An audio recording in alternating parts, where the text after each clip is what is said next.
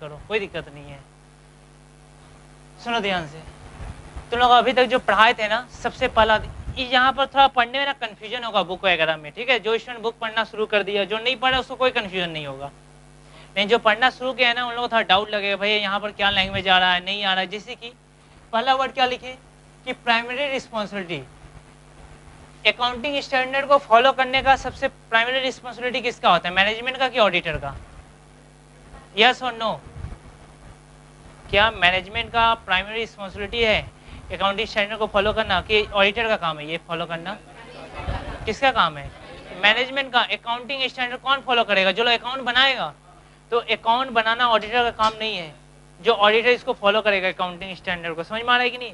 Auditor का सिर्फ काम क्या है, हम लोग उसको जब एग्जामिन करेंगे ना, फॉलो किया कि नहीं किया वो समझे। अगर नहीं फॉलो करेगा तो हम अपना जो ऑब्जेक्टिव है, मेरा प्राइमरी ऑब्जेक्टिव, हम उसको ट्रू एंड फेयर ओपिनियन नहीं देंगे। मेरे को ओपिनियन देना था, मेरे को एएस फॉलो करना नहीं था। इसलिए देखो, अगर हम नहीं जानेंगे अकाउंटिंग स्टैंडर्ड को तो ट्रू एंड फेयर है कि नहीं ये बताने सकेंगे क्या? तो इसके लिए मेरे लिए जानना जरूरी है, लेकिन एएस फॉलो करना मेरा काम नहीं है, वो किसका काम है? मैनेजमेंट का। दूसरा, accounting standard are meant to be followed by auditor as well. क्या ऑडिटर को अकाउंटिंग स्टैंडर्ड फॉलो करना पड़ेगा? नहीं, उसका काम अकाउंट फॉलो करना, मतलब जैसे कि अगर अकाउंटिंग स्टैंडर्ड से अगर काम नहीं किया, ठीक है, तो ठीक है, ऑडिटर जानकारी रखेगा अकाउंटिंग स्टैंडर्ड का, लेकिन उसको फॉलो नहीं करेगा। ऑडिटर को क्या बनाना है? बुक्स ऑफ अकाउंट, सिर्फ जानकारी रखेगा, ठीक है। तो नहीं फॉलो किया तो हम अपना ट्रू एंड फेयर व्यू नहीं देंगे, लेकिन फॉलो करना मतलब अकाउंटिंग स्टैंडर्ड से बनाना। या अगर अकाउंटिंग स्टैंडर्ड ये बोलता है तो ऑडिटर को ये अकाउंट बनाना पड़ेगा, तो एएस का तो हमको कोई यूज ही नहीं है। ऐसे बोल, देखो मेरा काम है स्टैंडर्ड ऑफ ऑडिटिंग, मेरा ऐसे बोलता है 200, तुम सिर्फ चेक करो कि वो लोग एएस फॉलो किया है कि, लेकिन एएस को फॉलो करना मतलब एएस को बनाना, क्या बनाना भी मैनेजमेंट का, ऑडिटर का काम है? ये ऑडिटर का काम ही नहीं है। एएस जो फॉलो करेगा वो एएस से अकाउंटिंग बनता है, अकाउंट्स को बनाया जाता है, ठीक है। जो ऑडिटर का काम नहीं है, सिर्फ उसको एग्जामिन करेगा, ठीक है। तो पहला आंसर क्या था? अच्छा, नहीं, यस। दूसरा का नो। तीसरा बताओ तो?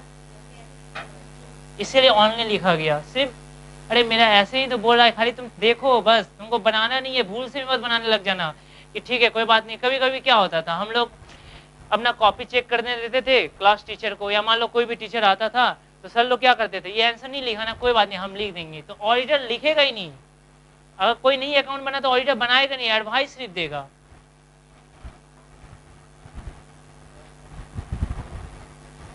देखो मेरा घड़ी में 4 बज गया है, तुम अपना घड़ी को ठीक कर लो, ठीक है।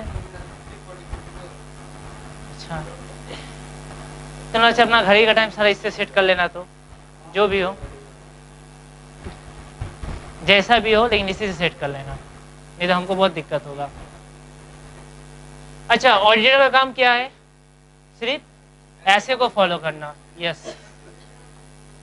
अच्छा ये बताओ क्या, ये हम मीनिंग नहीं समझाएंगे, मीनिंग समझा देंगे तो सब हो गया। बताओ। अच्छा, जिससे तुम लोगों को पढ़ने में दिक्कत ना हो, इसीलिए ये सारा लिख दे रहे हैं हम। जब क्वेश्चन के आंसर देखोगे ना तो वहां पर लैंग्वेज घूरा फिरा मिलेगा, मेरा तरह इजी लैंग्वेज नहीं मिलेगा, ठीक है। लेकिन तुम लोग बेफिक्र होकर एग्जाम दे सकते हो, क्योंकि हम तुम लोगों को बता दें। देखो जो स्टूडेंट जाकर, एक मिनट, जो स्टूडेंट जाकर बुकिश लैंग्वेज में भी लिख के आ ना, उन लोगों को भी ज्यादा मार्क्स नहीं मिल रहा है। क्यों? बता देते तुम लोगों को। इस कारण से देखो, कलकत्ता यूनिवर्सिटी साफ साफ बोल दिया है, write in your own language, बार बार बोल रहा है। क्यों? बहुत सारा ऐसा स्टूडेंट, उन लोगों से पूछना, वो लोग भी बुक को कॉपी पेस्ट करके आ रहा है, लेकिन कितना मिला? 36, 30, 28 पूछना, ज्यादातर स्टूडेंट ऑडिट में बैक कर जा रहा है। कारण क्या है? सीयू बार बार बोल रहा है कि ऑन लैंग्वेज यूज करो। तो ऑन लैंग्वेज, देखो जो तुम लोग को सीट दिया गया ना, उसमें 2 खूबी है। क्या? पहला कि उसमें हम लोग ऑन लैंग्वेज को फॉलो किए। दूसरा बात, देखो जो मेन लैंग्वेज यूज किया जाता है ना, जैसे कि तुम लोग को मीटिंग के एग्जाम्पल दिए थे, कोई भी मीटिंग कभी भी पोस्टपोन नहीं होता है। क्या होता है? अच्छा, हमेशा एडजॉर्न होता है। तो ऐसा जितना वर्ड होता है ना, जो मेन वर्ड जहां पर जरूरत पड़ेगा वहां पर, जैसे कि एथिक्स का वर्ड आएगा, जब ऑडिट में एक ऑडिटर को एथिक्स फॉलो करना चाहिए, तो वहां पर कोड ऑफ कंडक्ट, मतलब जो मेन लैंग्वेज है ना वो उसमें दे दिया गया सीट में। अगर तुम लोग सीट का भी लैंग्वेज यूज करते हो तो कम से कम तो 70 से 80 मिल जाएगा कंफर्म। अगर बुक अच्छा से फॉलो कर लिए तो 90 क्रॉस हो सकता है, ये पॉसिबल है, बार बार बोल रहे तुम लोगों को।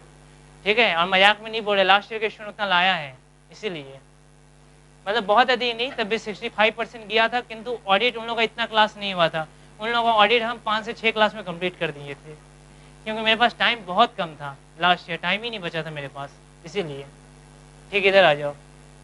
और लक भी तेज था मेरा कि लास्ट ईयर मेरा सारा इंपॉर्टेंट आ गया था हम लोग एग्जाम में, इसीलिए मेरा लक बहुत तेज था।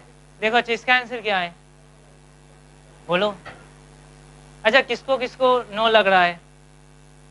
अच्छा, यस किसको किसको, यस किसको किसको लग रहा है? कोई ऐसा जिसको कुछ भी नहीं लग रहा है? क्या बोले? अच्छा, क्या है इसका आंसर बोलो प्रकाश तुम। नो।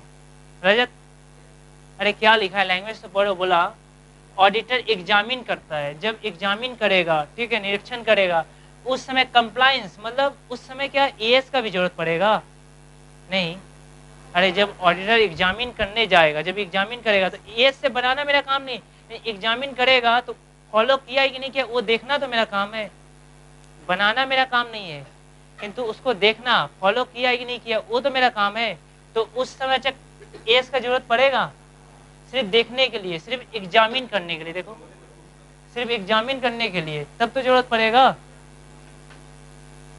अरे जब एएस देखो मेरा काम है जानना कि एएस क्या होता है, हम नहीं बनाएंगे। कौन सा लाइन बोला? पॉइंट 2 बोला, हमको बनाना नहीं है। लेकिन 4 तो बोला एग्जामिन करेगा तो उसके लिए नॉलेज तो चाहिए, हम लोग सिखाए थे। एक ऑडिटर को law, economics, communication, maths, stats, सारा का नॉलेज होना बहुत ही जरूरी है। ठीक है, अब सुनो, नोट कर लिया सब? नहीं भी किया तो हम कुछ नहीं कर सकते। अब सुनो ध्यान से, हम लोग क्या क्या पढ़ चुके हैं, हम लोग क्या क्या पढ़ चुके थे। प्रोसीड्यूर में एक होता है सब्सटेंटिव प्रोसीड्यूर, एक होता है कंप्लायंस प्रोसीड्यूर, ये सारा बुक में था। बुक में जो क्वेश्चन दिए थे ना, अच्छे बहुत सारा, उसमें सारा क्वेश्चन है। हो सकता है हम कोशिश करेंगे आज टेक आउट करवा देने के लिए, ठीक है, सारा का सारा क्या क्या हम लोग पढ़ चुके हैं।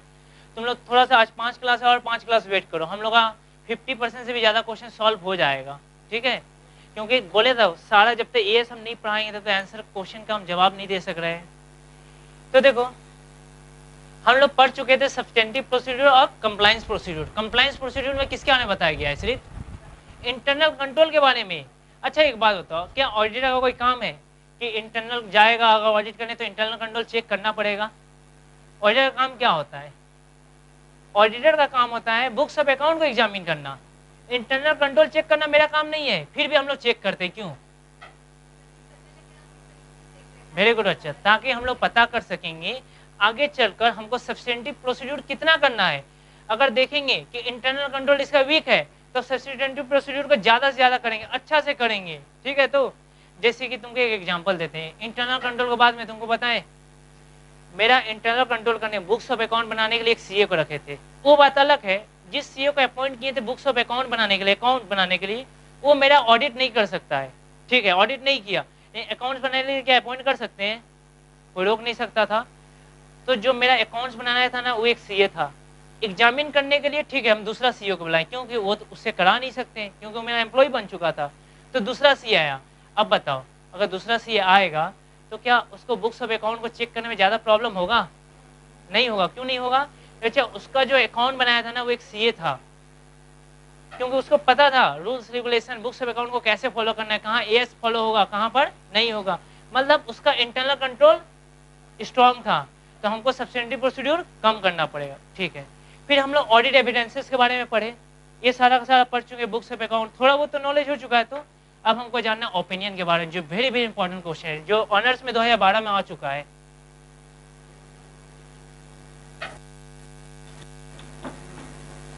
कोई बताएगा हमको? अच्छा एक ऑडिटर, अच्छा बताओ ऑडिटर जब एग्जामिन करने के लिए जाता है तो उसका मेन मोटिव क्या होता है? फ्रॉड एंड एरर्स को डिटेक्ट करना। क्या होता है? ओपिनियन देना। अच्छा जो अपना ओपिनियन देगा किसके ऊपर देगा? True and fair. तो फेयर व्यू के ऊपर अपना ओपिनियन देंगे तो ये ओपिनियन कितना तरह का होता है? कोई बताएगा हमको? 4 तरह का होता है, बहुत इंपॉर्टेंट। अच्छा क्या क्या है बताओ हमको? पहला क्लियर एंड अनक्वालिफाइड, सिर्फ क्वालिफाइड मत लिखना, अच्छा क्लियर जरूर लिखना, ठीक है। तो नॉर्मली हम लोग क्लियर रिपोर्ट भी बोलते हैं। क्लियर रिपोर्ट बताओ तो किसको दिया जाता है? सुनो, जिसका फाइनेंशियल स्टेटमेंट जो बनाया है, अगर हम ऑडिटर ने चेक किए उसमें ना 100% मतलब ट्रांसपेरेंसी था, कोई उसमें मिस स्टेटमेंट नहीं था, पूरा कोई इसमें फ्रॉड नहीं था, कोई इसमें एरर नहीं था, मतलब पूरा का पूरा ट्रू एंड फेयर था। भैया मान लीजिए हम एक जनरल एंट्री को लिखने भूल गए थे, सिर्फ एक जनरल एंट्री, अगर हमको ऑडिटर बता दिए कि तुम इसको लिखने भूल गया था, हम उसको अगर रेक्टिफाई कर दिए, अब ऑडिटर रेक्टिफाई नहीं करेगा, ऑडिटर सिर्फ बताएगा तुम्हारा ये मिस्टेक है, इसको सुधार लो। ऑडिटर के बोलने के बाद हम सुधार लिए, ऐसा तो अनजाने में हो सकता है ना मिस्टेक, ये फ्रॉड है कि एरर है? एरर है। अब एरर को यदि हम लोग एरर मतलब जो अनजाने में हुआ, ठीक है, तो पढ़ा चुके फ्रॉड एरर में क्या डिफरेंस है। तो जब बोला गया तो हम उसको क्या किए, रेक्टिफाई कर लिए। अब बताओ अब क्या दे सकते हैं क्लियर एंड क्वालिफाइड रिपोर्ट? हाँ, क्योंकि जब रिपोर्ट दिया जा रहा था उस समय पूरा नीट एंड क्लीन था, मतलब वो सारा का सारा चीज को रेक्टिफाई करके अच्छा कर चुका था, मैनेजमेंट को जैसे बोला गया उसमें सुधार कर लिया। तब कौन सा रिपोर्ट देंगे? अच्छा, मतलब 100% ट्रांसपेरेंसी होगा तब ये रिपोर्ट दिया जाता है। समझ में आया? दूसरा लिख रहे हैं, हेलो,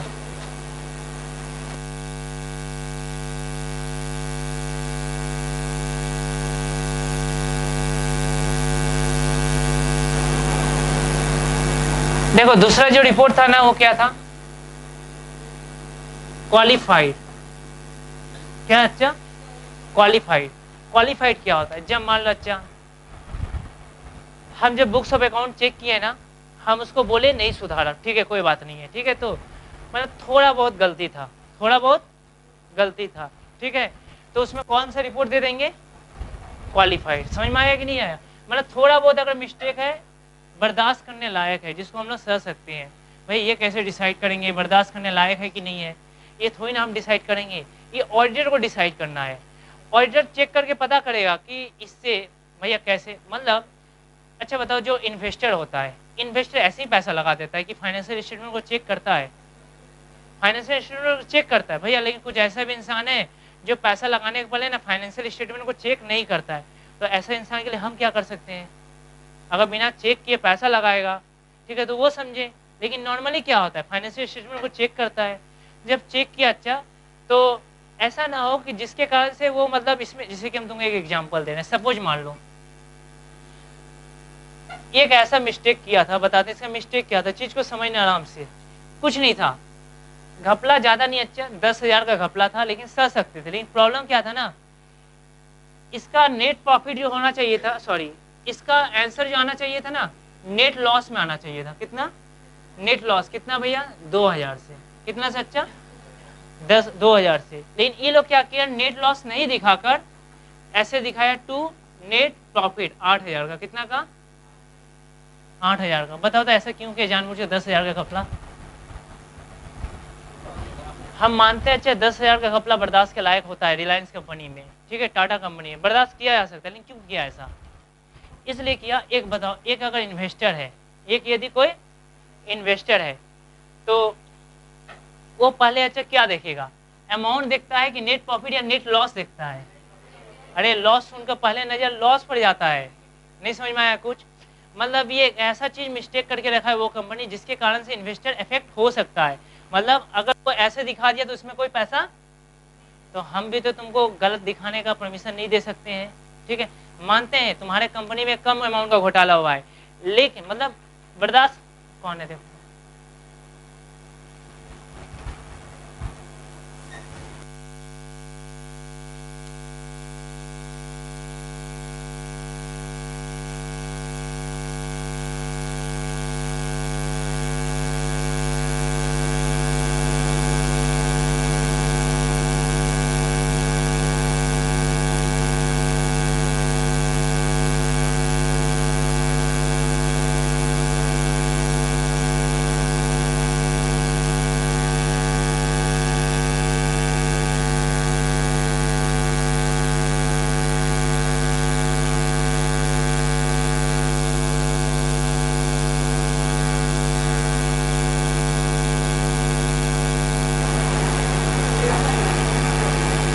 मतलब जब हम लोग कोई ऑडिट रिपोर्ट सौंपेंगे ना, तो ध्यान देंगे कि जिसका हम लोग ओपिनियन देने जा रहे हैं, दो चीज को ध्यान देना। पहला किस चीज का?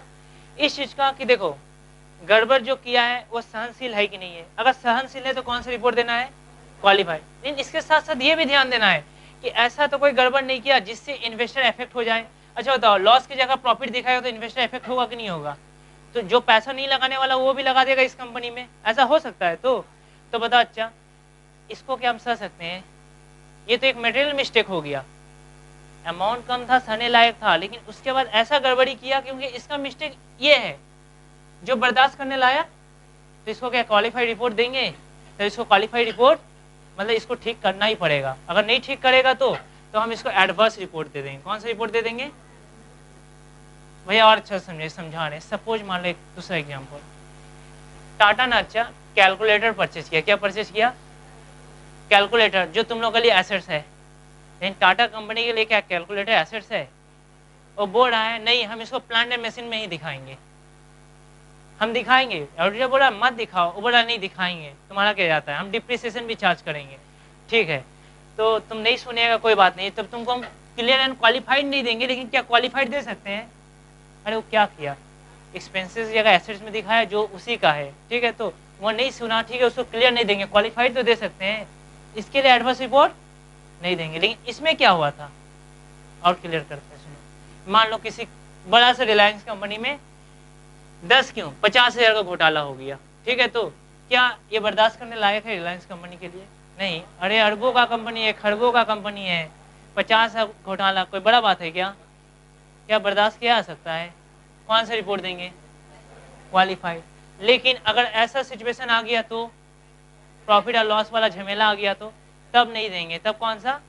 एडवर्स। अब सुनो,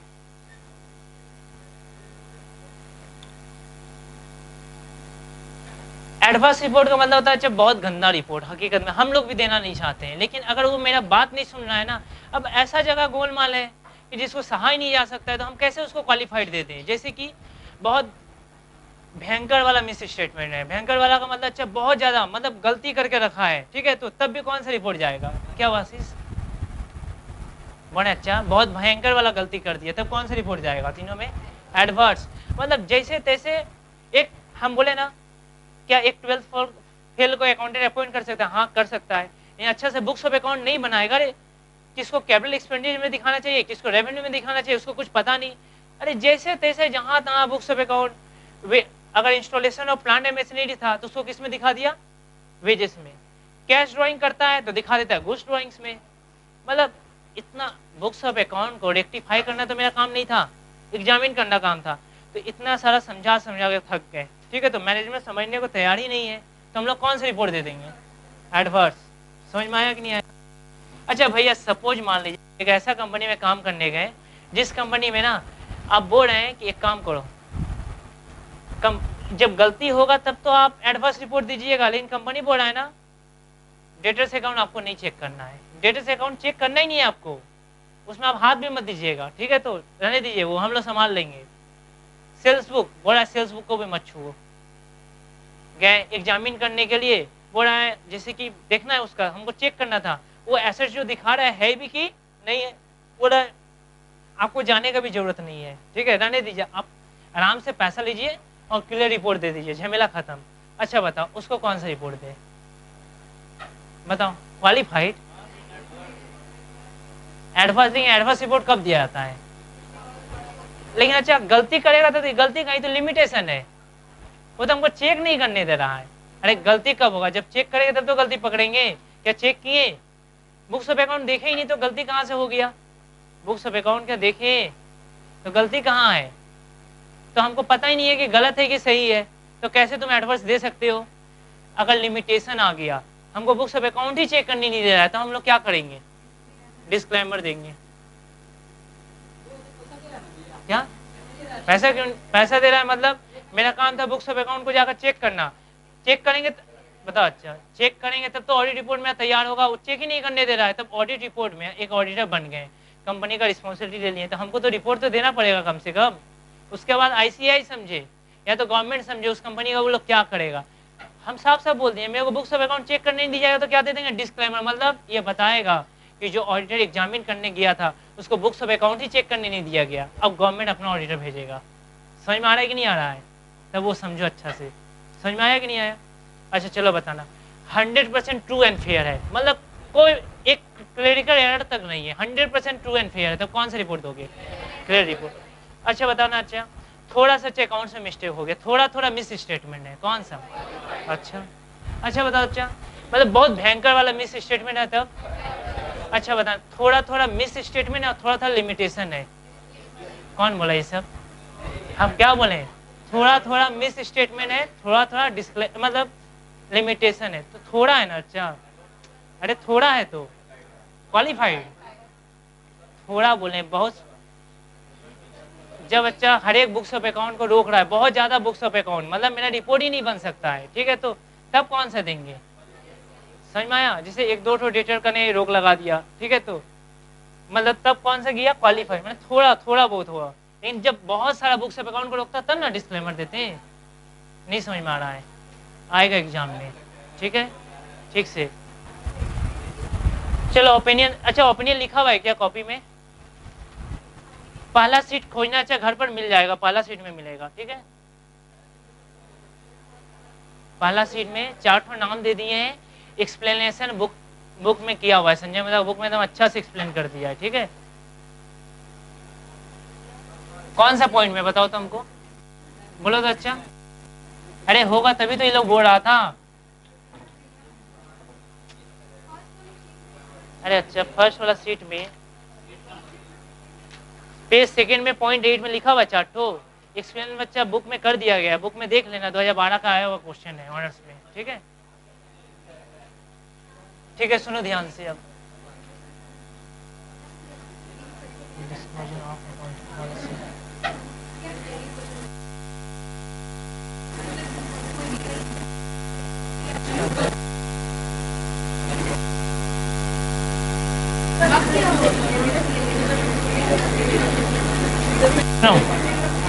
ये अलग से एक शॉर्ट नोट देता है, इसे वेरी वेरी इंपॉर्टेंट है, ठीक है, तो जिसको छोड़ा ही नहीं जा सकता है, 5 मार्क्स में आता है, हम लोग को बहुत आसानी से यहाँ से मार्क्स मिलेगा, ठीक है। तो ये क्या है भैया?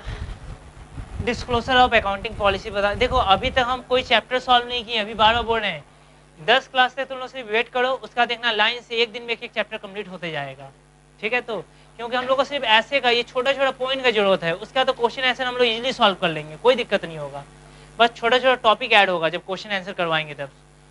सुनो डिस्क्लोजर ऑफ अकाउंटिंग पॉलिसी, ये भी वेरी इंपॉर्टेंट, बहुत आता है एग्जाम में। क्या है बताते हैं, बोला गया अच्छा all policies should be disclosed at one place। मतलब बताया गया हम लोग 3 तरह का चीज देखते हैं, क्या क्या है? उसको बोलते हैं फंडामेंटल अकाउंटिंग एजम्पशन। कोई नाम सुना है कभी? नहीं सुना? कब सुना था? अरे फंडामेंटल अकाउंटिंग एजम्पशन का कोई नाम नहीं सुना आज तक? क्लास 11 में भी था। क्या बोलता है फंडामेंटल अकाउंटिंग एजम्पशन? ये 3 चीज के बारे में बताता है, गोइंग कंसर्न, दूसरा एक्चुअल बेसिस, तीसरा कंसिस्टेंसी। ये सिर्फ बोलता है ना अच्छा फंडामेंटल अकाउंटिंग एजम्पशंस का कहना है तो कोई भी बिजनेसमैन को, जो लोग बुक्स ऑफ अकाउंट को बनाता है या कोई भी प्रोफेशनल पर्सन को 3 चीज फॉलो करना कंपलसरी है, गोइंग कंसर्न, एक्चुअल बेसिस और कंसिस्टेंसी। एक कौन सा यस में आता है? ये आता है अकाउंटिंग स्टैंडर्ड 1, ठीक है। तो बोला गया कोई भी बुक्स ऑफ अकाउंट अगर कोई भी मैनेजमेंट बनाएगा वो 3 चीज फॉलो करना जरूरी है। अब अगर इन तीनों में से एक भी पॉइंट अगर कोई फॉलो नहीं करता है तो उसको बैलेंस शीट के नीचे एक नोट्स टू डिस्क्लोजर होता है, पता ही नहीं सबको? अरे बैलेंस शीट के नीचे एक नोट्स टू डिस्क्लोजर होता है, अगर 3 में से एक भी पॉइंट फॉलो नहीं किया तो उसको नोट्स टू डिस्क्लोजर में डिस्क्लोज करना पड़ेगा बैलेंस शीट के नीचे, ठीक है। ये बताया अच्छा डिस्क्लोजर ऑफ अकाउंटिंग पॉलिसी, लेकिन इसको फॉलो करना है ये कौन बताता? अच्छा फंडामेंटल अकाउंटिंग एजम्पशन, मतलब इसके अंदर इसको भी लिखना पड़ेगा, इसके अंदर इसको भी लिखना पड़ेगा, फंडामेंटल अकाउंटिंग एजम्पशंस के बारे में। तो ये क्या होता है, सबसे पहला बात बोला, यदि कोई कंपनी, अच्छा बताओ मान लो मेरा कंपनी कोई पैसा लगाने जा रहा है, ठीक है, तो क्या उसको बताना पड़ेगा कि मेरा कंपनी गोइंग कंसर्न है, मतलब मेरा कंपनी आगे चलकर चलने वाला है, तुम इसमें पैसा लगा सकते हो। किसको लगना चाहिए कि इसको इस बात को बता देना चाहिए, अच्छा रहेगा, बताओ हमको, तुमको, वेरी गुड, और बताओ, बोलो, अरे बेफिक्र हो बोलो, हाँ ठीक है, इसको कुछ नहीं लगता है, छोड़ो, अरे किसको लग रहा है पूछे, अच्छा तुम लोगों को क्या लगता है, हम क्या पूछे, सिंपल सा चीज कि लगता है भैया मेरा कंपनी है ना, बता दे अपना निवेशक को कि आगे चलकर चलने वाला है, तुम चाहो तो इस कंपनी में पैसा लगा सकते हो। किसको लग रहा है, दो लोगों को, ठीक है कोई बात नहीं, ठीक है, क्या नाम है तुम्हारा, तुम्हारे पीछे वाला, तुमको अच्छा बोल रहे हैं, क्या नाम, नाम पूछे, तुम्हारा कोई नाम है, ठीक है चलो हम उसका एक नाम देते हैं, उसका नाम ऐसे चुन्नू, ठीक है, अरे क्या करें इतना बार पूछे बता नहीं रहा है, क्या नाम है बोलो, ओ नंद प्रकाश, ठीक है ठीक है, सपोज मान लो अच्छा नंद प्रकाश देखने में इतना होनहार है, बहुत अच्छा, अच्छा कोई भी अट्रैक्ट हो जाएगा, ठीक है, तो सपोज मान लो अच्छा तुमको कोई घर पर देखने आया, ठीक है, तो ग्रेजुएशन कंप्लीट करने के बाद अगर तुमको कोई देखने आएगा, क्या तुम उसको बोलने लगोगे कि मेरे को सीए नहीं है, सीए मतलब कैंसर, एड्स, ये सब नहीं है, सच बताओ तुम क्या बोलोगे, नहीं बोलोगे, तो क्यों नहीं बोलोगे, कि भैया हमको पागल समझेगा, मतलब अगर मेरे को कोई बीमारी है तो किसी को जिंदगी बर्बाद नहीं करना है, पहले से बोल देना है, नहीं समझ में आया, अरे बर्बाद नहीं करना है, पहले से इन्फॉर्म कर देना है, उसका जिंदगी बर्बाद ना हो, लेकिन नहीं है तो बताना चाहिए, बताएंगे तो समझ में आ गया ना क्या होगा। तो एक बात बताओ, जब कोई कंपनी गोइंग कंसर्न है तो उसको क्या बताने का जरूरत है कि हम गोइंग कंसर्न है, अरे कंपनी खुलता किस लिए, चलने के लिए खुलता है, कोई बंद करने के लिए थोड़ी ना खोल कर रखता है। लेकिन अगर मेरा कंपनी लिक्विडेट होने वाला है, वाइंडिंग अप होने जाना है, ठीक है, तब हमको बता देना चाहिए कि नहीं बता देना चाहिए, तब इन्फॉर्म करना मेरा रिस्पॉन्सिबिलिटी है कि नहीं है। तो ये बात कहाँ लिखना पड़ेगा, नोट्स टू डिस्क्लोजर में। भैया सपोज मान लीजिए, बहुत अच्छा आप बात बोले कि कंपनी बंद होने वाला है, वो इस बात को डिस्क्लोज करे, लेकिन मान लीजिए कंपनी का मन में ऐसा चल रहा होगा कि चलो नहीं बताते हैं, अगर इन्वेस्टर से पैसा आ गया ना तो कंपनी आगे चला लेंगे, और नहीं आया तो आईसीयू बंद होना है, वैसे भी हो जाए, अगर ऐसा वो चालाकी करने का कोशिश किया तो हम तुमको बता दें। पहला बात तो चेक करने का तरीका भी हम लोग को सिखा दिया गया है, वो बताएंगे क्या है चेक करने का तरीका, कि गोइंग कंसर्न है कि नहीं है, ऑडिटर चेक कर लेगा, और चेक करने के बाद अगर देखा नोट्स टू डिस्क्लोजर में डिस्क्लोज नहीं किया तो मैनेजमेंट को बोलो इस बात, अच्छा बताओ ये बहुत मटेरियल इन्फॉर्मेशन है कि नहीं है, और डिस्क्लोज नहीं करे तो सारा बुक्स ऑफ अकाउंट चेक हो चुका है तो एकदम एडवर्स रिपोर्ट दे दो, कोई दिक्कत नहीं है, वो तो रोका नहीं था बुक्स ऑफ अकाउंट चेक करने से, चेक कर लिए, अब बोले लिखो यहाँ पर, नहीं लिखेगा एडवर्स रिपोर्ट दे देंगे, समझ में आया कि नहीं आया। तो भैया बताइए कैसे आप चेक कीजिएगा उस कंपनी को, अगर वो लोग नहीं डिस्क्लोज कर ही नहीं रहा, लेकिन आप वो कंपनी बंद होने की स्थिति पर, देखो इसके लिए कुछ कंडीशन है, क्या कंडीशन है कि गोइंग कंसर्न की नहीं है, देखेंगे हम लोग। सपोज मान लो अगर वो लोग गोइंग कंसर्न होगा, दो तरह का एक्सपेंडिचर करेगा, कौन कौन सा,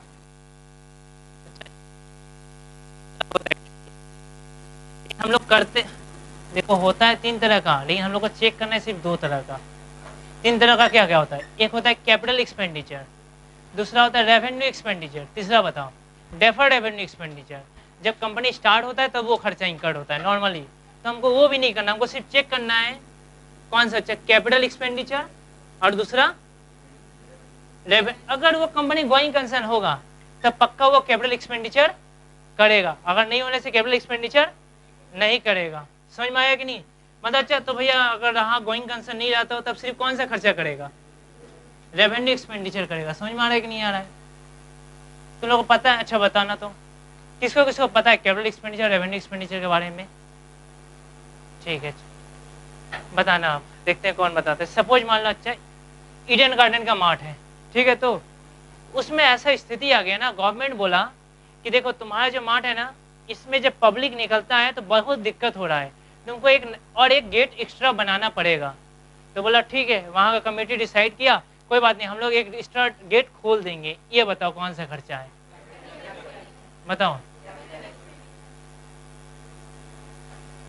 हाँ बोलो कौन सा खर्चा है, कैपिटल एक्सपेंडिचर, क्यों बताओ तो, एक ही कैपिटल एक्सपेंडिचर डेफिनेशन सुनो ध्यान से, क्या बोलता है कैपिटल एक्सपेंडिचर, बोलता है एक ऐसा खर्चा जो मेरे को 1 साल से भी ज्यादा बेनिफिट दे, किंतु 2 चीज ध्यान रखना हमेशा, बेनिफिट के बाद रेवेन्यू इनकम में इंक्रीजमेंट होना चाहिए, रेवेन्यू इनकम बढ़ना चाहिए, या तो उसकी कैपेसिटी में इंक्रीजमेंट आना चाहिए। कैपेसिटी जैसे कि हम एग्जांपल दे रहे हैं, मान लो ये पंखा था, इसका एक मेजर पार्ट खराब हो चुका था जिसके कारण से इसका स्पीड कम हो गया, तो इसमें एक चीज लगा दिए, ठीक है, जिससे इसका स्पीड मेंटेन हो गया या तो और एक्सीड हो गया, मतलब उससे भी ज्यादा हो गया। ये कौन सा एक्सपेंडिचर होगा?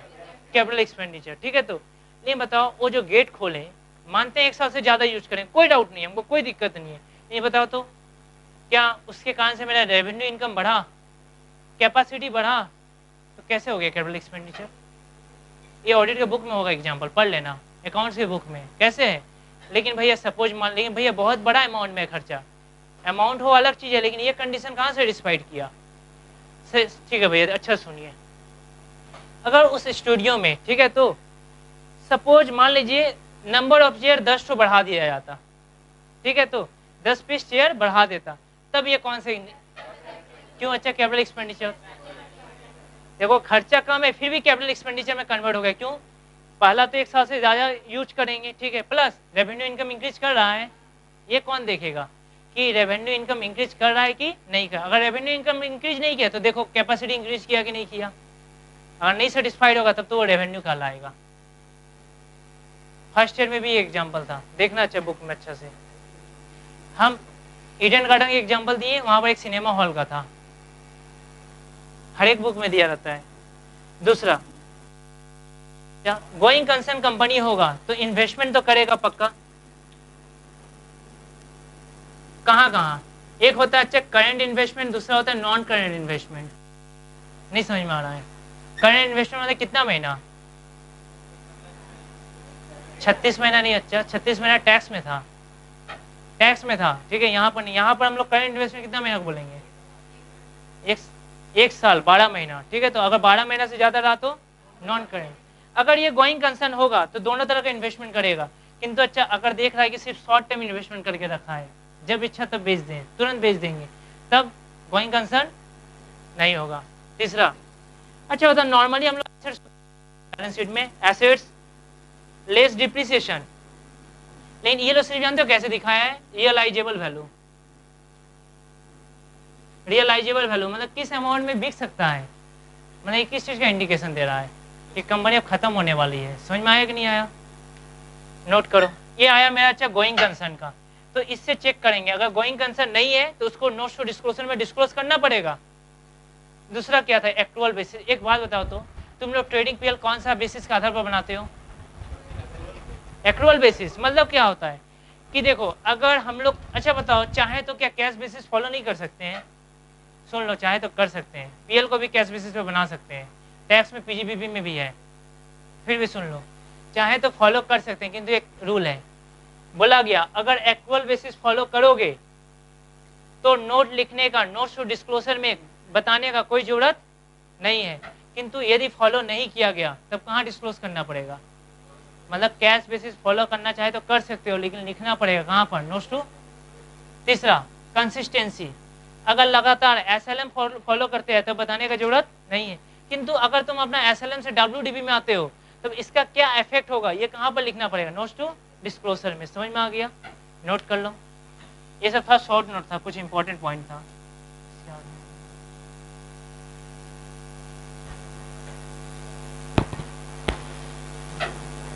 हाँ जल्दी नोट करो, हमको दूसरा टॉपिक पढ़ाना है। हाँ बोलो, कौन सा? अच्छा ये शॉर्ट, अच्छा अच्छा, इसको लिख लो करंट इन्वेस्टमेंट, करंट इन्वेस्टमेंट।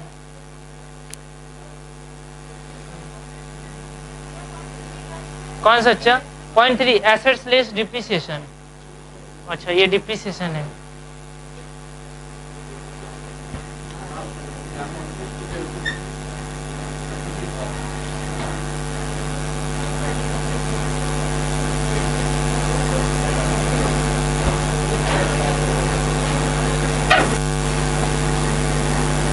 देखो ये वर्ड हमको बताना पड़ा क्योंकि बच्चे कुछ हमको एसएमएस किया, जो लोग बुक पढ़ना शुरू कर चुका वो लोग बताएं भैया बार बार हमको ये वर्ड दिखाई दे रहा है बुक में, ठीक है, एसर्शन।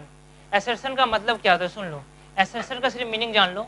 एसर्शन का मतलब होता है कि जब भी देखो बैलेंस शीट हो या कहीं पर भी कोई अगर अकाउंट दिखाया जाता है ना, उसका कुछ मीनिंग निकलता है। क्या मीनिंग निकलता है उसका ये बताता है। जैसे कि सपोज बैलेंस शीट में दिखा रहा है कैश इन हैंड, क्या बताता है बताओ। मतलब कैश इन हैंड का मीनिंग है कि मेरे पास इतना रुपया बैलेंस है, अभी भी मेरे हाथ पर है, या तो कैश बॉक्स में है, तुम चाहो तो इन्वेस्टमेंट कर सकते हो, खर्च कर सकते हो। अगर मान लो सिक्योर लोन दिखाया तब क्या इंडिकेट करेगा?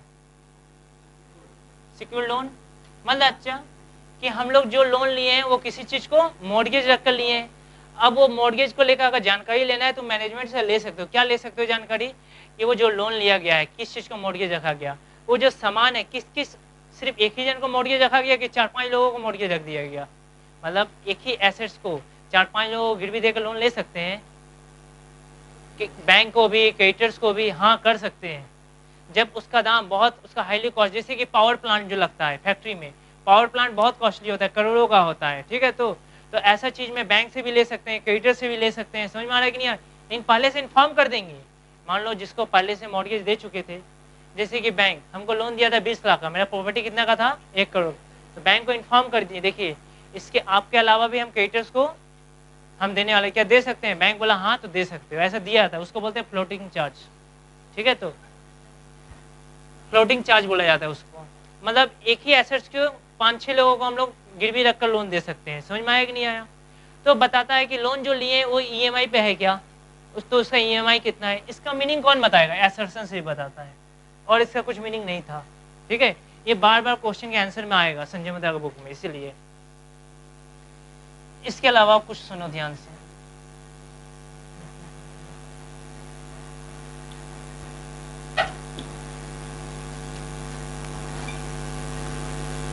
हम लोग अच्छा कुछ ऐसे जानना है फिर से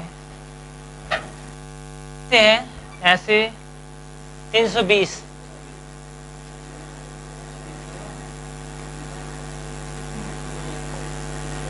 मेटेरियलिटी ये बताता है ना। अच्छा कोई भी तरह का कोई ऐसा मटेरियल इंफॉर्मेशन है तो हम लोग को डिस्क्लोज करना कंपलसरी है। मटेरियल इंफॉर्मेशन जिससे मेरा इन्वेस्टर इफेक्ट हो जाएगा।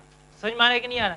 भैया कैसे इफेक्ट होगा पहले ये बताइए। सपोज मान लो बैंक में पता है एक आदमी है जिसका मान लो अच्छा 5 रुपया का सिर्फ गड़बड़ किया, कितना का? 5 रुपया का। अब बताओ ये क्या मटेरियल मिस्टेक है, यस और नो? ये मटेरियल मिस्टेक नहीं है। किंतु मान लो सपोज ऐसा होता उस बैंक में 10,000 बैंक अकाउंट होता, कितना हजार? अच्छा 10,000 बैंक अकाउंट होता, ठीक है। तो और 5 रुपया करके प्रत्येक महीना गड़बड़ होता है, 12 महीना। अब बताओ कितने रुपया का गड़बड़ है? अब बताओ ये मटेरियल मिस्टेक है कि नहीं है? समझ में आया? इसको रेक्टिफाई करो, नहीं तो हम तुमको एडवर्स रिपोर्ट दे देंगे। समझ में आया कि नहीं आया? क्या ऐसे कर सकता है बैंक? छोटा छोटा गड़बड़ी की पकड़ने ना सके, ऐसा कोशिश कर सकता है। तो अब ऑडिटर डिसाइड करेगा क्या करना है कि नहीं करना है। समझ में आया कि नहीं? तो देखो छोटा सा अमाउंट पहले 5 रुपया मेरे लिए मटेरियल मिस्टेक नहीं था, किंतु जब वो बहुत बड़ा अमाउंट में वही कन्वर्ट हो गया तो मेरे लिए मटेरियल बन गया। समझ में आ गया? तो मटेरियल यदि एग्जाम में लिखने दिया तो सुनो ध्यान से, मटेरियल को लेकर कुछ बात बोला गया। एक होता है ना परफॉर्मेंस मटेरियलिटी, क्या होता है हम बता देते हम लोगों को। एक होता है मटेरियलिटी, इसी के अंदर एक आता है और एक वर्ड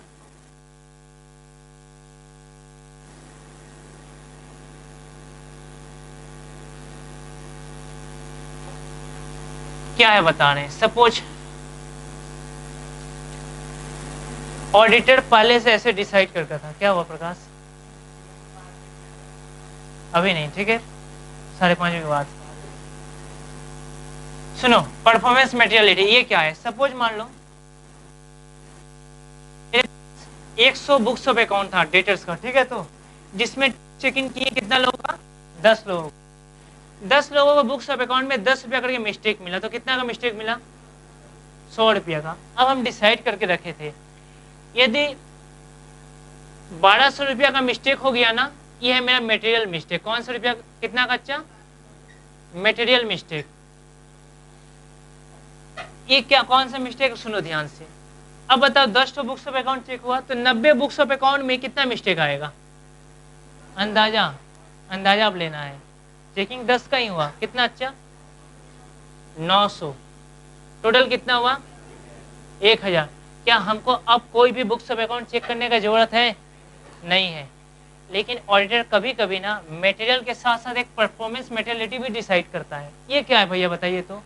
इसका मतलब सुनो ध्यान से, ये ऑडिटर डिसाइड किया ऐसे कि यदि 800 रुपया तक मिस्टेक पहुंच गया, ठीक है, तो देखो पहला क्वेश्चन, यदि 1200 तक मिस्टेक पहुंच गया तो इसका हो सकता है हम 100% चेकिंग करेंगे, या तो इसका बहुत ज़्यादा मोर देन 50% चेकिंग करेंगे, क्योंकि ये बहुत बड़ा मिस्टेक है, ठीक है। प्लस मैनेजमेंट को इन्फॉर्म भी करेंगे, ठीक है। तो लेकिन और एक चीज़ पहले से डिसाइड किया, वो क्या है? Performance materiality. ये कितना भैया? 800। ये डिसाइड किया कि देखो अगर 800 तक चेकिंग होगा ना तो मैनेजमेंट को इन्फॉर्म नहीं करेंगे, हम थोड़ा और ज़्यादा टेस्ट चेकिंग करेंगे, और ज़्यादा, समझ में आ रहा है कि नहीं आ रहा है? और ज़्यादा टेस्ट चेकिंग करेंगे। अगर उस टेस्ट चेकिंग में यदि इसको टच कर गया, इसको टच कर गया तो हम लोग मैनेजमेंट को इन्फॉर्म कर देंगे, और नहीं तो मैनेजमेंट को इन्फॉर्म करने का कोई ज़रूरत नहीं है। समझ में आया? नहीं तो हम एडवर्स रिपोर्ट दे देंगे। कैसे हम बता रहे हैं, जैसे कि सपोज मान लो ये क्या परफॉर्मेंस मेटेरियलिटी को टच कर रहा है, किया कि नहीं किया, तो एडवर्स रिपोर्ट नहीं देना है, अभी मैनेजमेंट को इन्फॉर्म नहीं करना है, हम अपना टेस्ट चेकिंग और बढ़ाएंगे। कितना बढ़ाएंगे? जैसे कि तुमको एग्जांपल दे रहे हैं, 10 ठो किए थे ना पहले से, प्लस और 10 ठो किए, तो 20 ठो करके ऐसे हमको पता चला कि इस बार सिर्फ मिस्टेक मिला मेरा पहले से सिर्फ 150 का। कितना का मिस्टेक मिला? 150 का। अब कितना बचा? 80। 80 में अंदाजा लगाए तो 80 में कितना मिस्टेक होगा? और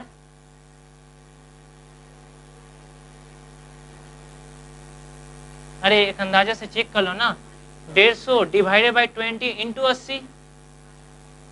150 रुपया का मिस्टेक होता है 20 बुक्स ऑफ अकाउंट में, तो 80 में कितना होगा? देखो टोटल है 100 बुक्स ऑफ अकाउंट, टोटल कितना था? 600। अरे टोटल 100 बुक्स ऑफ अकाउंट था, ठीक है, जिसमें सपोज मान लो हम 20 चेक किए। क्यों चेक किए? कि मेरा परफॉर्मेंस मेटेरियलिटी को लोग टच किया। टच करने का मतलब कि और ज़्यादा चेकिंग को बढ़ाओ, ठीक है, तो हम बढ़ा दिए। 10 के बाद प्लस 10 दिए, तब मेरा आगे 100 मिस्टेक था और 50 बढ़ा, बढ़ के कितना हो गया? 150। 100 इस बार मिस्टेक कम मिला, कितना हुआ? 50। 150 तो अंदाजा लगाओ तो और 80 में कितना हो सकता है? कितना है? अच्छा, और ये 600 है, ठीक है। अच्छा तो कितना है यहाँ पर? 750। मतलब इस बार जब हम लोग चेक किए ना तो हमको ऐसा पता चला कि नहीं, ये तो परफॉर्मेंस मेटेरियलिटी से भी कम है। अब बताओ क्या और बुक्स ऑफ अकाउंट चेक करने की जरूरत है क्या? और चेक करने का जरूरत नहीं है। मतलब सुनो, परफॉर्मेंस मेटेरियलिटी सिर्फ इंडिकेट करता है कि हम लोग को और ज़्यादा टेस्ट चेकिंग करना है कि नहीं करना है। समझ में आया? कि अगर मेटेरियलिटी क्या इन्फॉर्म करना है? मेटेरियलिटी इन्फॉर्म करता है कि पहला तो मैनेजमेंट को इन्फॉर्म करो कि तुम्हारे यहाँ पर मेटेरियल मिस्टेक है। दूसरा चीज़, टेस्ट चेकिंग जरूरत पड़े तो 100% कर लो। तीसरा बात, अगर मेटेरियल मिस स्टेटमेंट है, एरर तुम लोग को मिल रहा है, तो तुम लोग एडवर्स रिपोर्ट दे दो। क्या समझ में आया? परफॉर्मेंस मेटेरियलिटी सिर्फ टेस्ट चेकिंग को इंक्रीज करने के लिए बोल रहा है और कुछ नहीं बोल रहा। हाँ बोलो। ऑडिटर ये अपना मन से डिसाइड करता है, पहला बात। दूसरा, भैया अपना मन से कैसे डिसाइड करेगा? वो कंपनी के ऊपर डिपेंड करता है, ठीक है। तो बड़ा ऑर्गेनाइजेशन है तो हम लोग डिसाइड किए कि नहीं इतना, छोटा ऑर्गेनाइजेशन है तो इतना। ये ऑडिटर अपना मन से डिसाइड करेगा, इसको आईसीआई नहीं बताएगा कि तुमको कितना डिसाइड करना है, ये ऑडिटर डिसाइड। भैया लेकिन ऑडिटर जानबूझ के गलत डिसाइड किया तो बोले ना हम लोग 4 चीज़ को चेक करेंगे, बताए थे। तो उस 4 चीज़ में अगर ऑडिटर पास हो गया तो कांग्रेचुलेसन, नहीं पास हुआ तो उसका सर्टिफिकेट कैंसिल हो सकता है। ये नहीं बोल रहे हैं कि ऑडिटर का सर्टिफिकेट कैंसिल हो जाएगा, ऐसा बोले क्या? ऑडिटर का सर्टिफिकेट कैंसिल हो सकता है, समझ में आ रहा है? तो अगर लगा उसमें गलती है तब। भैया अगर सर्टिफिकेट कैंसिल नहीं हुआ, गलती भी मिला तो हो सकता है कुछ सालों के लिए उसका सर्टिफिकेट, कुछ सालों के लिए या तो रोक दिया जाए, ठीक है, हमेशा के लिए कैंसिल नहीं करेगा, ठीक है। तो या तो सिर्फ उस कंपनी को ऑडिट करने नहीं जाएगा, सिर्फ उस कंपनी से रोक दिया जाएगा, या उस कंपनी से ऑडिट से हटा दिया जाएगा, बस, और कुछ नहीं होगा।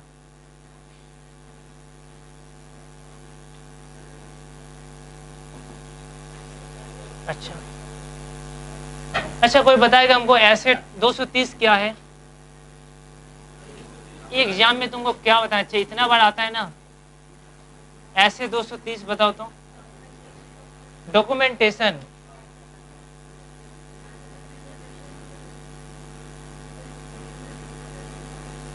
इसका मतलब बोल सकते हैं, अच्छा इसको audit working paper. Audit working paper, ये क्या होता है? सुनो ध्यान से, एग्जाम में ना अच्छा बहुत बार आता है, एग्जाम में शायद आया भी होगा सेंटर वगैरह में, ठीक है। सुनो, ऑडिट वर्किंग पेपर है क्या? जब कोई ऑडिटर आर्टिकल में या डायरेक्टली खुद चल जाता है, ऑडिटर का अच्छा मैनेजमेंट वगैरह से बात करता है स्टार्टिंग में, ठीक है, तो वो अपना फीस डिसाइड करेगा उसका। अच्छा बताओ, एक ऑडिटर जिसका ऑडिट करेगा जिस कंपनी का जाकर, ऑडिटर का फीस क्या उसका आर्टिकल डिसाइड करेगा? अरे खुद डिसाइड करेंगे, हमको पता है कितना काम करना है कितना काम नहीं करना है। तो ऑडिटर क्या करेगा? जब कोई आर्टिकल होता, मतलब जब कोई ऑडिटिंग का काम होता है ना, इतना सारा बुक्स ऑफ अकाउंट, और जब कोई काम नहीं है, अरे वो इतना मेहनत से सीए बना है, वो भी तो पैसों से कमाएगा और सही तरीका से कमाना है, तो स्वाभाविक अच्छा दिन भर तो खुद एक एक वो फाइल देखते तो नहीं रहेगा, ये पॉसिबल नहीं है। तो वो लोग क्या करता है, उन लोगों का आर्टिकल होता है। भाई आर्टिकल कौन होता है? जो लोग अच्छा आईपीसीसी का ग्रुप 1 क्लियर कर लेता है, एक एग्जाम होता है मान लो ऐसा, ठीक है, तो उसका एक ग्रुप 1 क्लियर करना पड़ता है। क्लियर करने के बाद जाकर वो लोग आर्टिकलशिप के ट्रेनिंग में चला जाता है, वो किसी सीए के पास ही करना पड़ेगा। और सीए का पता है क्या होता है? फर्म होता है। कोई नाम सुना कि नहीं? सब सीए का फर्म होता है। चलो ये भी बताओ तो सीए का फर्म क्यों होता है? सीए कंपनी क्यों नहीं खोलता है? बताओ। हाँ बोलो। अच्छा, शो नहीं कर सकता मतलब? हाँ मतलब जैसे बोल रहे हैं ना ऐसे खोल लेता। अच्छा, सीए कंपनी तो सीए फर्म क्यों? क्या नहीं मतलब समझ नहीं पाए। मतलब कंपनी दिखाना मना है, रीजन क्या है? ऐसा बात नहीं। अच्छा कंपनी खोल सकते हो, कोई दिक्कत नहीं है, खोलो, कोई दिक्कत नहीं। बस यही ना, एक भी कस्टमर तुम्हारे पास नहीं आएगा, कोई ऑडिट नहीं कराने आएगा तुम्हारे पास। खोल सकते हो, कोई रोकेगा नहीं, बस खोल कर बैठना है। मतलब उसमें कोई आएगा नहीं ऑडिट कराने, अगर सीए कंपनी खोला तो। क्यों बताते हैं, अब सुनो ध्यान से। हम बोले थे अच्छा 4 स्टेप होता है सेकेंडरी ऑब्जेक्टिव में, जिसको चेक करते हैं कि ऑडिटर गिल्टी है कि नहीं है। अगर गिल्टी रहा तो उसका सर्टिफिकेट कैंसिल हो सकता है। क्यों बोलते थे ऐसा? जरूरत पड़ने पर अच्छा ऑडिटर को जेल भी भेजा जाता है, ठीक है, जरूरत पड़ने पर उसका सर्टिफिकेट जैसे कैंसिल जेल भेजा जाएगा। प्लस जानते हो ऑडिटर का लाइबिलिटी अनलिमिटेड होता है। क्या होता है? अनलिमिटेड होता है। अब बताओ अनलिमिटेड लाइबिलिटी किसमें है? कौन बताएगा? सोल प्रोप्राइटरशिप फर्म में है, पार्टनरशिप फर्म में है। क्या कंपनी में लाइबिलिटी क्या होता है? अनलिमिटेड की लिमिटेड? मतलब अगर मान लो पार्टनरशिप फर्म में, कंपनी में लिमिटेड होता है। एक बात है, पार्टनरशिप फर्म में यदि एक पार्टनर फ्रॉड करता है, सपोज मान लो, क्या दूसरा पार्टनर का हाथी घोड़ा गाय भैंस टीवी बीवी सब बिक जाता था जितना एसेट्स था? अरे दूसरा पार्टनर लाइबल हो जाता था। कैसे लाइबल हो जाता था? क्योंकि अच्छा उन लोगों का लाइबिलिटी अनलिमिटेड होता है। अनलिमिटेड बीवी मतलब अच्छा अदर एसेट्स, ऐसे मत, ठीक है, क्या करोगे तुम लोग ऐसा? अदर एसेट्स के बारे में बताएं, जितना एसेट्स है ना वो सारा लेकर चला जाएगा। सुनो ध्यान से, मतलब फर्म में, सुनो ध्यान से, यदि कोई फर्म खोला गया, ठीक है, तो उसमें लाइबिलिटी क्या होगा? अनलिमिटेड होगा। अब बताओ सीए कंपनी करेगा और मिस्टेक करेगा तो उसको तो लाइबिलिटी लिमिटेड है, पता रहेगा, तो उन लोग तो कम पैसा लगाएगा ना उसमें। नहीं समझ में आया? इसीलिए उन लोगों को फर्म लिखा जाता है। क्यों? अगर सीए मिस्टेक किया ना, हो सकता है उसका भी सारा प्रॉपर्टी नीलाम हो जाए, अगर वो जिम्मेदार पाया गया तब। समझ में आया? इसीलिए सीए लोग फर्म खोलता है, कंपनी नहीं खोलता है। कंपनी खोलेंगे तो उन लोगों के पास ऑडिट कराने कोई नहीं आएगा, और अपना ऑडिट तो खुद भी नहीं कर सकते हैं, तुम लोग शायद पता होगा। अरे जब अपना एम्प्लॉय को नहीं करने दिया, रिलेटिव को नहीं करने, तो अपना ऑडिट हमको खुद करने देगा? तो अपना भी ऑडिट नहीं करने सकेंगे। सुनो ध्यान से, अब ऑडिट वर्किंग पेपर में बोला गया जब आर्टिकल लोग को तुम लोग भेजना ना, दो तरह का ऑडिट फाइल, दो तरह का होता है। क्या क्या भैया? Very good. Permanent audit file,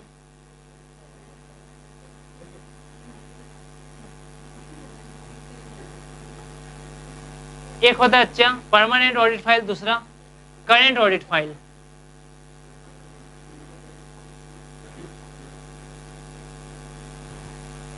सुनो, परमानेंट ऑडिट फाइल क्या होता है? परमानेंट ऑडिट फाइल का मतलब कुछ नाम बताते हैं जो परमानेंट रहेगा मेरे पास। समझ में आया कि नहीं आया? जो चेंज नहीं। भैया क्या क्या ऐसा होता है? जैसे कि मोआ, अरे मोआ का मतलब मेमोरेंडम ऑफ एसोसिएशन, ओआ का मतलब आर्टिकल्स ऑफ। भैया ये सब क्या है? एक बात बताओ, तुम लोगों का नाम है हर एक साल चेंज होते रहता है, नहीं ना? तो कंपनी का नाम किसमें रहता है? Name clause. अरे मान लिमिटेड से पान लिमिटेड बना था, याद करो। ये अच्छा किसमें रहता है? मोआ में, मेमोरेंडम ऑफ एसोसिएशन में। समझ में आ रहा है कि नहीं आ रहा है? मतलब कंपनी का नाम जो होता है, नाम तो हर एक साल चेंज नहीं होगा, कंपनी कितना शेयर से रजिस्टर्ड वो ये तो हमेशा चेंज नहीं होगा। तो ये सारा का सारा चीज मेमोरेंडम ऑफ एसोसिएशन मतलब जो हर एक साल चेंज नहीं होने वाला है, एक बार हो गया। तुमको पता है अगर किसी का नाम में चेंज आता है तो क्या करना पड़ता है? कंपनी छोड़ दो, नॉर्मली इंसान को बता दे, उसको अच्छा एक एफिडेविट बनाना पड़ता है फर्स्ट क्लास मजिस्ट्रेट से, ठीक है। तो और सुनो, हम लोग क्या करते हैं ना, जो एफिडेविट बनने के बाद ना, जिन लोगों को पता, अच्छा बात है, न्यूज़पेपर में पब्लिश करना पड़ता है, लेकिन बहुत लोग करता नहीं है, वो बात अलग है। लेकिन नॉर्मली रूल ये है कि एफिडेविट में ये करना पड़ेगा, फिर जगह से न्यूज़पेपर में पब्लिश करना पड़ेगा उस दिन, ठीक है, तो कि तुम्हारा नाम चेंज हो चुका है। लेकिन तो सोच लो, अच्छा ये जो चीज़ है कंपनी का नाम, स्वाभाविक है कंपनी अपना नाम हर एक साल चेंज नहीं करेगा, करेगा क्या? बहुत कम किया जाता है, बहुत कम, ठीक है, ऐसा बहुत कम होता है। तो ये सारा किस में रहेगा? परमानेंट ऑडिट फाइल में। आर्टिकल्स ऑफ एसोसिएशन, मीटिंग में कितना लोग आएगा? क्यूरम, समझ में आ रहा है? तो कम से कम इतना लोग आएगा तभी मीटिंग स्टार्ट होगा, ये सारा किस में रहेगा? आर्टिकल्स ऑफ एसोसिएशन में। अच्छा, इसके अलावा तो भैया करंट ऑडिट फाइल में क्या रहता है ये बताइए? करंट ऑडिट फाइल में भाउचिंग, वेरिफिकेशन, अरे तुम लोग का सीट में लिखा हुआ है, दिखा रहे हैं, देखो ये सीट निकालो तो, फर्स्ट सीट का कौन सा पेज बोलो तो? लास्ट पेज एक बार निकालो तो। अच्छा, फर्स्ट फर्स्ट सीट है तो अच्छा,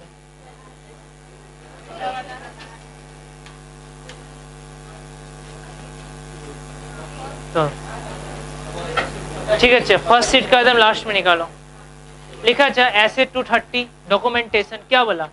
डॉक्यूमेंटेशन क्या रेफर करता है? Preparation and presentation of working audit working पे, मतलब बता रहा है हम लोग जब जाएंगे कुछ प्रॉब्लम फेस करना पड़ेगा, तो सबसे पहले हम लोग को जानकारी लेना है उस कंपनी का काम क्या है, वो लोग कौन कौन सा बुक्स ऑफ अकाउंट बना कर रखा है, बुक्स ऑफ अकाउंट में कौन सा मेथड फॉलो किया है, ठीक है। तो ये सारा लिखना है, कैसे उस चीज को प्रेजेंट कैसे किया, ये नहीं बोलना चाहिए कौन सा फाइल में लिखना है, सिर्फ बोले ये सब करना है। तो इसके लिए अच्छा ये जो होता है ना भैया, इसके लिए एक पॉइंट आ जाए, अच्छा पॉइंट थ्री में इसके लिए हम लोग कितना फाइल मेंटेन करेंगे? दो तरह का, एक है परमानेंट ऑडिट फाइल, दूसरा क्या अच्छा current audit file. Permanent audit file में क्या क्या रहेगा पढ़ो तो, उसने बोला नॉन रेकरिंग ट्रांजेक्शन का रिकॉर्ड होगा। कौन सा ट्रांजेक्शन? नॉन रेकरिंग का मतलब पता है तुम लोगों को? अरे नॉन रेकरिंग का मतलब ना, जो सडनली कभी कदाल हो जाता है वैसा ट्रांजेक्शन, मतलब जो बार बार नहीं होगा, कंटिन्यू नहीं होगा, लगातार नहीं होगा, ठीक है, ऐसा ट्रांजेक्शन।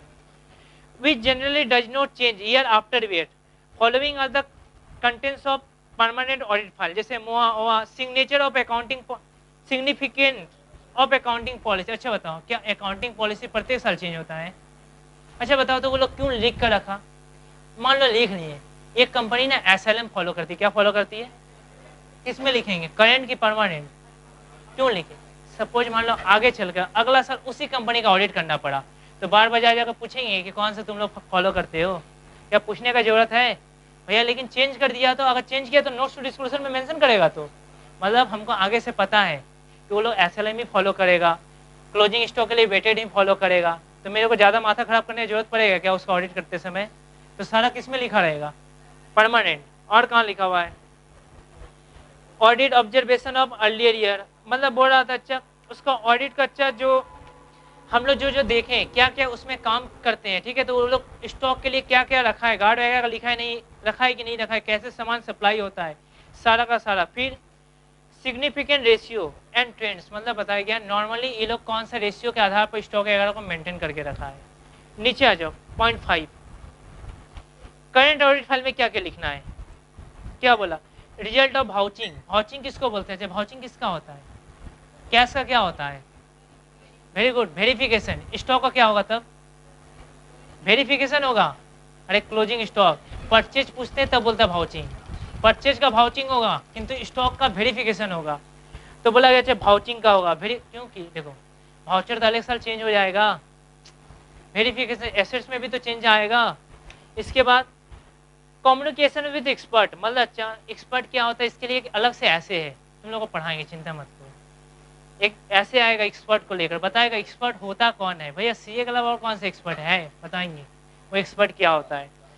बोला गया ऑडिट करते समय यदि कोई एक्सपर्ट से हम लोग बात किए, ये भी एक्सपर्ट का खर्चा ना ऑडिटर नहीं देगा, सारा कंपनी देगा, ठीक है। एक्सपर्ट का जरूरत पड़ा तो कंपनी को मंगवाना पड़ेगा, या हम भी मंगाए ना तो भी कंपनी बियर करेगा, ठीक है। तो ये जो कम्युनिकेट किए हम लोग एक्सपर्ट से, कुछ बात किए, वो भी कहाँ लिख कर रखेंगे, करेंट में। क्यों डी में, क्योंकि उस साल का है वो बातचीत। इसके बाद क्या बताया गया, अच्छा रिजल्ट ऑफ रेशियो, अच्छा कुछ रेशियो उसमें लिखा, कुछ रेशियो इसमें लिखा है ना।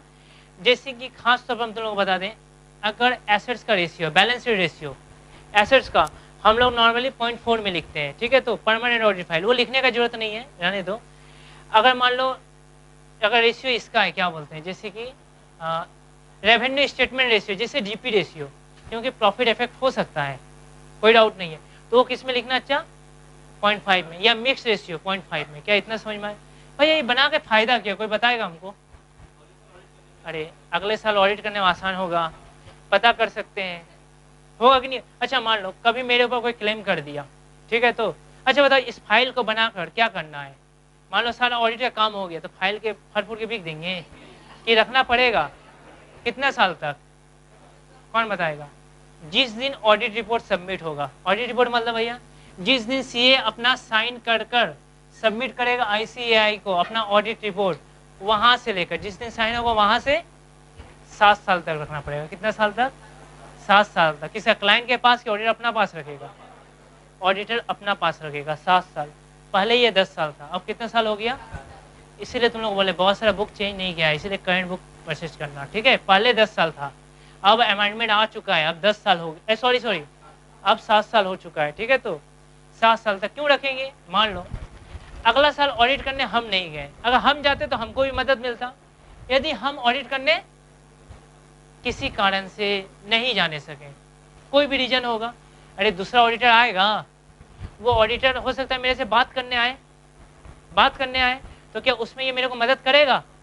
अरे इतना लोग ऑडिट करते हैं, क्या याद रहेगा, कम से निकाल के हेल्प कर सकते हैं, उसको दे सकते हैं क्या, तो उसको हम लोग मदद कर सकते हैं। लेकिन ये मेरे इच्छा के ऊपर डिपेंड है, मेरा इच्छा करेगा तभी मदद करेंगे, मेरे ऊपर फोर्स नहीं कर सकता दूसरा ऑडिटर, क्योंकि ये प्रॉपर्टी किसका है। अरे इसको बनाया कौन है, ऑडिट वर्किंग पेपर को हम बनाए हैं, तो प्रॉपर्टी किसका, मेरा, सीए का है।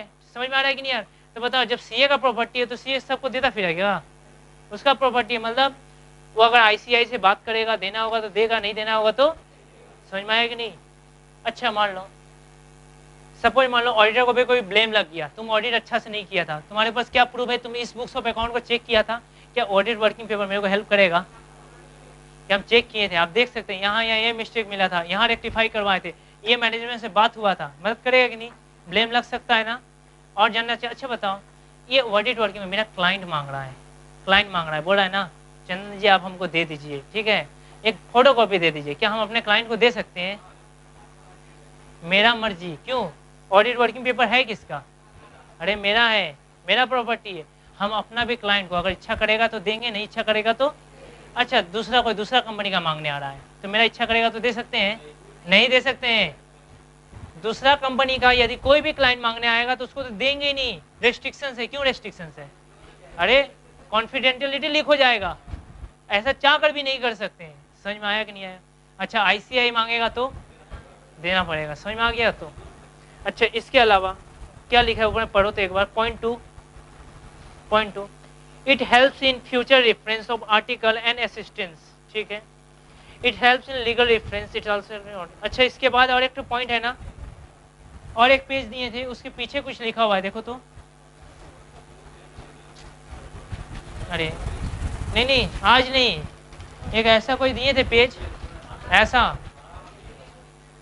ऐसा कोई पेज मिला था, इसको देखो,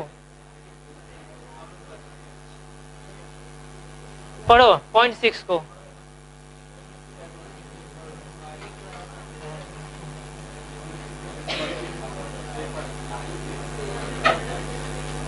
ठीक है। अच्छा अभी पढ़ो, अच्छा एक बार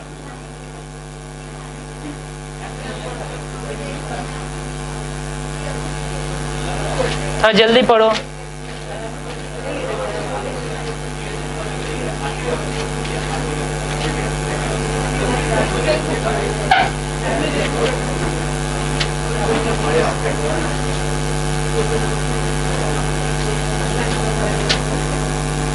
सुनो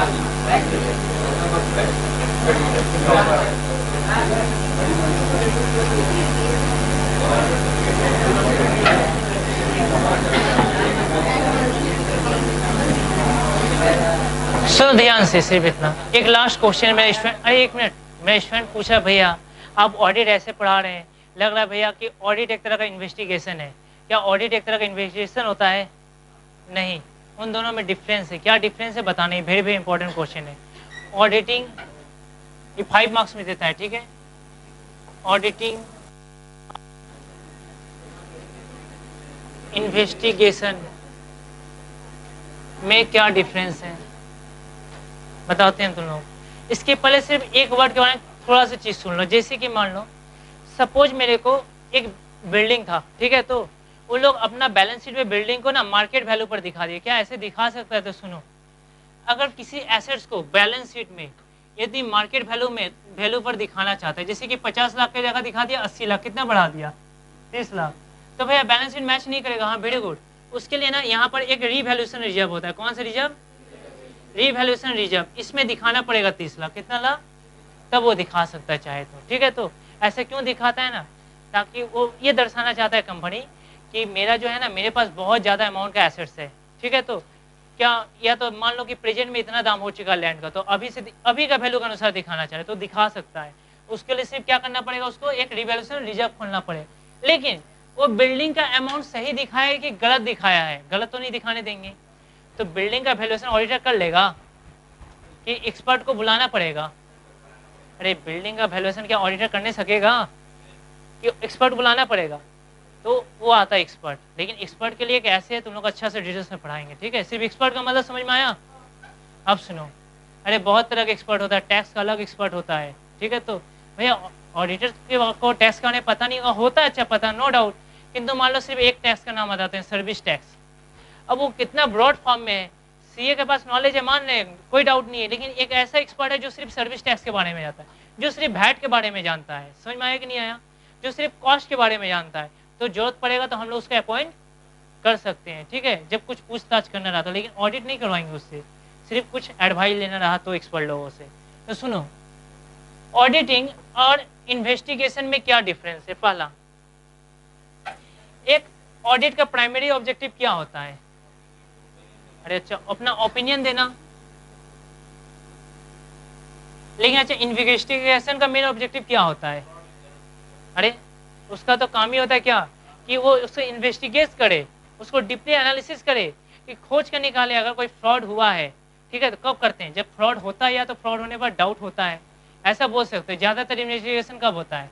जब फ्रॉड होता है तभी इन्वेस्टिगेशन होता है ज़्यादातर। जैसे कि भैया बताइए, तुम लोगों को पता, अच्छा कुछ साल पहले एक 2G स्कैम हुआ था, याद आया? डायरेक्टली क्या नहीं पता है 2G स्कैम, 2G घोटाला, अरे घोटाला का सरकार था तो मान लो अच्छा वैसा इस सिचुएशन पर सिर्फ घोटाला करता था। तो अच्छा पहले क्या होता था वहां पर? पहले एक नाम सुना है कभी, C&AG? हाँ अच्छा very good, controller and auditor general of India. ये लोग जो है ना, अच्छा सिर्फ गवर्नमेंट का, स्टेट गवर्नमेंट का, सेंट्रल गवर्नमेंट का ऑडिट करता है सिर्फ, ठीक है। तो एक विनोद राय थे पहले उन लोगों के मेन चेयरपर्सन, ठीक है। तो एक बात बताना, इन लोगों का काम क्या था? सिर्फ ऑडिट करना। तो गवर्नमेंट का क्या होता है? पहले ऑडिट होता है, ऑडिट होने के बाद अगर कोई डाउट निकला तब तो इन्वेस्टिगेट कराएगा, तब तो सीबीआई जांच कराएगा। अरे पहले ऑडिट होगा तब तो पता चलेगा। नहीं समझ में आया? इसका मतलब इसका मेन उद्देश्य क्या होता है? फ्रॉड को ढूंढना, ढूंढ कर निकालना। लेकिन मेरा काम क्या, फ्रॉड ढूंढना था पहला ऑब्जेक्टिव। अच्छा इसको करने के लिए सिर्फ सीए चाहिए क्या? इसके लिए सीओ का जरूरी है? अरे इसके लिए एक्सपर्ट लोगों को बुलाया जाएगा। अच्छा अच्छा बताओ, अच्छा ये नॉर्मली हर एक साल होता है? नॉर्मली एनुअली होता है क्या? रेगुलर होता है? किंतु इन्वेस्टिगेशन क्या हमेशा कराते रहेंगे? कब? जब डाउट होगा तब, मतलब हर एक साल होगा ऐसे जरूरी है? नहीं। अच्छा अच्छा, ये कंपनी के ऊपर पूरा कंपलसरी है ना, ठीक है। लेकिन ये जब जरूरत पड़ेगा तभी कराएंगे। ये बुक में लिखा हुआ है, एकदम अच्छा से लिखा हुआ है बुक में। .5। अच्छा बताओ, इसमें वाइडर कौन है? कौन है बताओ? अच्छा होता, ऑडिटिंग होता है तो सिर्फ एक चीज के ऊपर होता है? अरे बहुत सारा ऑडिट है, बताएं। अकाउंट्स का ऑडिट है, अकाउंट्स के लिए बहुत सारा बुक्स ऑफ अकाउंट है, टैक्स का ऑडिट है, कॉस्ट का ऑडिट है, सोशल ऑडिट है, मैनेजमेंट ऑडिट है, बताएंगे सब क्या होता है। लेकिन अच्छा, इन्वेस्टिगेशन जो होता है वो तो लिमिटेड होता है, मतलब एक पार्टिकुलर चीज के लिए सिर्फ इसी के ऊपर इन्वेस्टिगेट करना है, पूरा कंपनी का नहीं। जहां हमको डाउट लगेगा सिर्फ वहीं पर, मतलब वो लिमिटेड है। पॉइंट 6। अच्छा, इसमें तो हम लोग टेस्ट चेकिंग करते हैं ना, टेस्ट चेकिंग करते हैं। पॉइंट 6। अच्छा, ऑडिट में क्या होता है, टेस्ट चेकिंग होता है क्या? इन्वेस्टिगेशन में भी टेस्ट चेकिंग करोगे तो उसका अच्छा से एनालिसिस करोगे, डीपली एनालिसिस होगा। अच्छा लास्ट, अच्छा इसमें रिपोर्ट किसको देते हैं ऑडिटिंग के केस में? हम लोग जो रिपोर्ट तैयार करके होता है ना, आईसीआई को देते हैं। किसको देते हैं? आईसीआई को। और एक जो होता है ना, जो लोग हमको अपॉइंट करता है, जैसे शेयर होल्डर अपॉइंट किया है, तो हम लोग किसको देंगे? सिर्फ शेयर होल्डर को। समझ में आया कि नहीं आया? लेकिन इन्वेस्टिगेशन में क्या होता है ना, ये तो ऑलरेडी बाहर से भेजा जाता है, ज्यादातर बाहर से भेजा जाता है, तो एक मेन डिपार्टमेंट होता है, सिर्फ हम लोग उसी को दे सकते हैं। समझ में आया? या तो ऐसा बोल सकते हो, ये रिपोर्ट अगर हम उसको दिए, जैसे कि ये मान लो, अच्छा ये हम लोग पूरा का पूरा ओपनली डिस्क्लोज कर देते हैं। समझ में आया कि नहीं? लास्ट में जब इसका रिपोर्ट आता है किसी कंपनी के बारे में, ये चीज हुआ, पूरा डिस्क्लोज कर दिया। लेकिन ये क्या होता है, नॉर्मली शेयर होल्डर अपॉइंट किया तो उसको, आईसीआई को, मतलब जो अपॉइंट करेगा सिर्फ उसी को दिया जाएगा। समझ में आया? एक बार बुक में देखना, पूरा समझ में आ जाएगा। और सुनो, इसका तुम लोग का ऑडिट का क्लास